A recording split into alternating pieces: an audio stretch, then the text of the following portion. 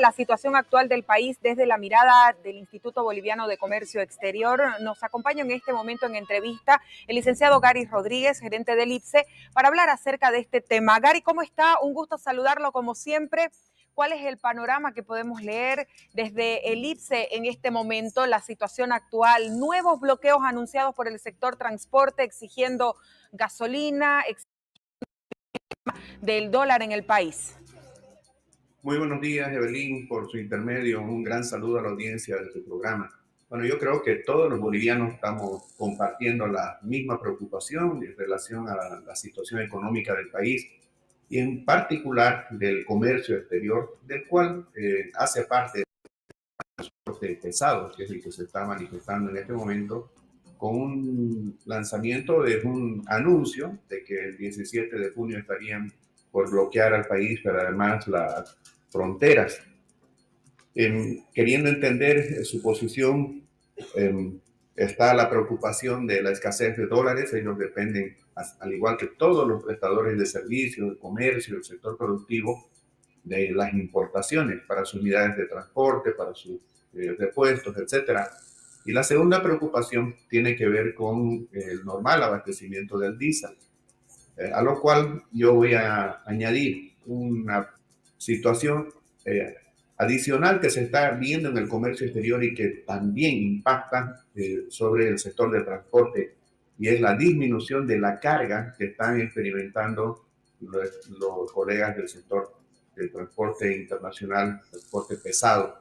Entre enero y marzo, Evelyn, la caída de las exportaciones en términos de valor supera los 400 millones de dólares. Pero si eso lo traducimos en la carga que no tiene que ver con el gas, sino la que se moviliza principalmente por el modo de transporte, estamos hablando de una disminución de más de 500.000 de toneladas.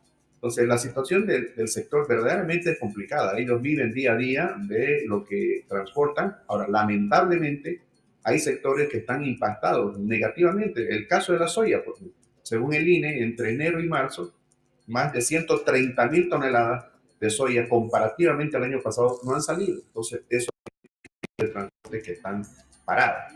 Ahora, ¿qué hacer frente a esta situación? ¿Será que un bloqueo, un impedir el paso de la carga de exportación, de importación en las fronteras va a solucionar el problema? No. Como institución, nosotros compartimos la preocupación del sector de transporte, pero también invocamos un diálogo.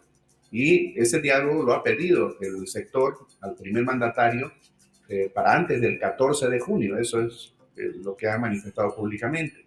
Y nosotros siempre como institución hemos sido partícipes de que o se prevea, se evite el conflicto o se lo gestione. Entonces, lo que más necesitamos ahora es paz, tranquilidad, previsibilidad. ¿Para qué? Recuperarnos de esta situación, reitero, delicada en la economía y particularmente lo que hace a las exportaciones e importaciones, que son vitales, literalmente vitales para el devenir económico de nuestro país. Ahora, usted nos habla, Gary, acerca de estos sectores que han sido golpeados, están siendo golpeados en este momento de manera directa, pero el ciudadano común, el ciudadano de a pie, ¿cómo va a repercutir en su economía todo lo que está pasando con el tema de las importaciones, de las exportaciones, en este caso más bien de soya, que se ponen en peligro por la falta de combustible? Miren, no solo la soya, ¿no?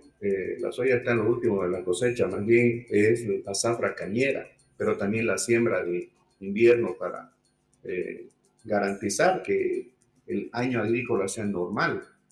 Normal, de hecho, ya por el impacto de la sequía, Evelyn. Usted sabe que ANAPO ha confirmado una merma de más de 800.000 toneladas de soya este año por causa de la sequía. Y a eso todavía hay que añadirle las consecuencias sobre la productividad o la pérdida que se ha dado en el norte integrado, sobre todo por las inundaciones. Entonces es un año tremendamente complicado, y para graficarlo, cuando usted habla de la ciudadanía y la gente de a pie, muchas veces se soslayó la importancia del comercio exterior y hasta yo diría, se trató con cierto desprecio, cuando hoy día toda la ciudadanía está experimentando las consecuencias de que no hayan dólares en el país o suficientes dólares. ¿Y eso por qué razón? Porque las exportaciones han caído. Evelyn, lo que no se dice es que esta situación de escasez relativa de dólares se debe a que las exportaciones del país cayeron 2.800 millones de dólares. O sea, no entraron 2.800 millones de dólares como en el 2022, pero además en el 2023 salieron 700 millones de dólares por el déficit. O sea, las exportaciones fueron 700 millones de dólares menos que las importaciones. Entonces, empezamos esta gestión con un bolsón de 3.500 millones de dólares de menos comparativamente al 2022, con la complicación que en 3 meses las exportaciones, según el INE, han caído 730 millones de dólares. No ha ingresado frente a un mal año como fue el pasado, 2023, pero además ya en 3 meses han salido 457 millones de dólares por un nuevo déficit. Ahora, ¿cómo nos impacta? Bueno, es sencillo. Si el dólar está subiendo de precio porque no hay insuficiente cantidad en la economía, eso está haciendo encarecer las importaciones.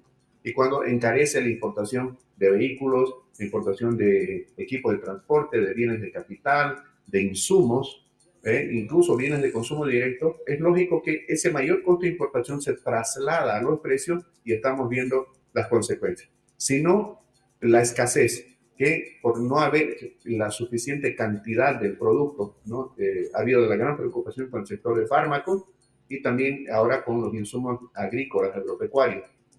La consecuencia va a ser mayores costos de producción o incluso disminución. Todo eso nos va a afectar a nosotros con una merma en nuestro poder adquisitivo porque los productos van a estar más caros en el mercado y obviamente los salarios. Ahora, se escucha el análisis siempre desde analistas económicos que hablan de que para llegar a esta situación en la que estamos han tenido que pasar muchos años y también para salir de ella va a demorar mucho tiempo. ¿Cuáles son las medidas que deben adoptarse de manera urgente? ¿Esas soluciones pueden pasar por un tema de créditos, por un tema de liberación de exportaciones? ¿Cuáles son esas medidas, Gary, que se deben adoptar de manera urgente? Bueno, mire, para que la gente entienda, para que la audiencia entienda, a los economistas siempre nos preguntan cómo vamos a terminar el año. Y yo suelo responder cómo va a terminar el año en términos de salud. Va a depender de que si comemos bien, si tomamos las bebidas adecuadas, si descansamos, si controlamos el estrés, si nos cuidamos. Lo que hoy día estamos viviendo es la consecuencia de las decisiones pasadas, malas que se tomaron o que no se tomaron las buenas. Entonces, lo que vamos a vivir a cortísimo, corto, mediano, largo plazo va a depender de las decisiones que tomemos hoy. Lo primero que se debería hacer, por supuesto, es tener una misma lectura de esta realidad tan difícil que estamos viviendo y reconocer que el gobierno por sí solo no lo va a poder solucionar y tampoco el sector privado por sí mismo, que es el tomador de política. En el plano de las posibles soluciones, sabiendo que esto no va a tener una solución inmediata, ¿ah? Salvo que lleguen al país 3.000 millones de dólares de préstamos de uno no sabe de dónde, pero necesitamos muchos dólares en la economía. Entonces, ¿qué es lo que podemos hacer para empezar a tener respuestas de aquí a 5 o 6 meses vista? Pues una agenda compartida, tanto en visión como en responsabilidades público-privadas. Y entre ellos, ¿qué necesitamos? Identificar cuáles son los sectores que nos pueden sacar rápidamente de esta situación. Escribí una columna la semana pasada que titulaba ¿por qué resulta ser algo tan sencillo? De que el sector agrícola, el sector pecuario, agroindustrial, forestal, maderero son la solución. Son sectores que reaccionan muy rápidamente en términos de inversión, de producción y generación de excedentes. ¿Para qué? Para traer divisas al país y también en estos mismos sectores para sustituir competitivamente importaciones. Lo primero que debemos hacer es concertar sector público, sector privado, la misma lectura, la misma visión y plantearnos soluciones. ¿Cómo?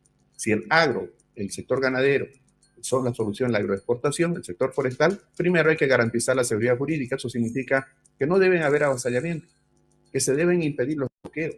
Segundo, seguridad de exportación. ¿Quién va a producir en su sano juicio más allá de lo que puede consumir en el mercado interno si no va a tener la seguridad de sacar el excedente? Si eso no ocurre, los precios internos se deprimen y pierde el productor, que es quien arriesga todo. Tercero, seguridad de políticas públicas que necesitamos. Biotecnología, por ejemplo. Le voy a dar un dato. Solo un dato, solo una muestra de lo que pudo haberse hecho bien. Hace 4 años estamos esperando que el gobierno apruebe la soya tolerante a la sequía, la soya HB4, que no la desarrolló una transnacional, sino una empresa, Bioceres, en Argentina, empresa privada, pequeña, asociada con una universidad y subsidiariamente el gobierno. Esa semilla hace 4 años que estamos pidiendo que se nos permita utilizar. ¿Para qué? Para enfrentar la sequía. Este año hemos perdido por lo menos 800.000 toneladas de soya por no tener una soya genéticamente mejorada como esta para enfrentar este embate. Y acabo con esto.